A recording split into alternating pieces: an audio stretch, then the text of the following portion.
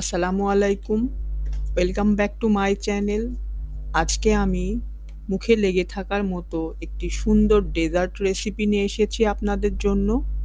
রেসিপিটা তৈরি করেছি, ট্রাই করেছি ভালো কিছু করার জন্য। আশা করছি আপনাদের ভালো লাগবে। সেজন্য আমি 2 পিস পাউরুটি নিলাম, আর পাউরুটির পিসগুলোকে কেটে ছোট ছোট পিস করে নিচ্ছি ইচ্ছে মতো। আপনারা চাইলে আপনাদের ইচ্ছা মতো কেটে নিবেন। পাউরুটির এই পিসগুলো আমি শুকনা তাওয়ায় খুব ভালো করে মুচমুচে করে ভেজে নিব প্রথমে।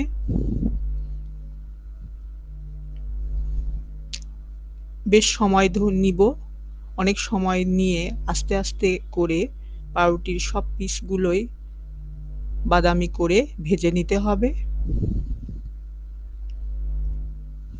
রেডি হয়ে গেছে।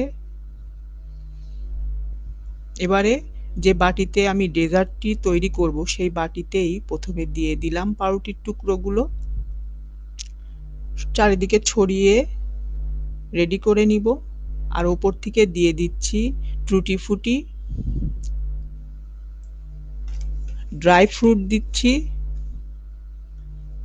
বাদাম কুচি দিচ্ছি, পেস্তা বাদাম, কাঠবাদাম, যেটা আপনাদের ইচ্ছা আপনারা দিতে পারেন এভাবে। এবারে নিয়ে নিয়েছি 2 কাপ ঘন দুধ, আর দিয়ে দিচ্ছি 1/4 কাপ কর্নফ্লাওয়ার, 1/3 কাপ পরিমাণ দিয়ে দিলাম চিনি। সমস্ত উপকরণ একসঙ্গে খুব ভালো করে মিশিয়ে নিব।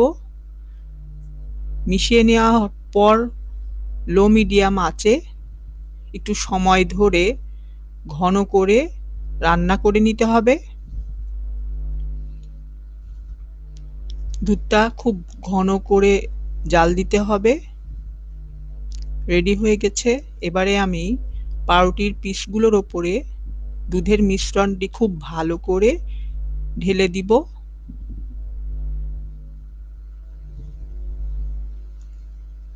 পাউরুটিগুলো সম্পূর্ণ ঢেকে দিতে হবে দুধের মিশ্রণ দিয়ে। আবারও উপর থেকে দিয়ে দিচ্ছি টুটি ফুটি, ব্ল্যাক অলিভও দিয়ে দিলাম কিছুটা, বাদাম কুচি দিব। সবকিছু ইচ্ছের মতো দিয়ে দিব। এবারে 1 ঘন্টার জন্য নরমাল ফ্রিজে রেখে দেওয়ার পর সার্ভ করব। গরমে খাওয়ার জন্য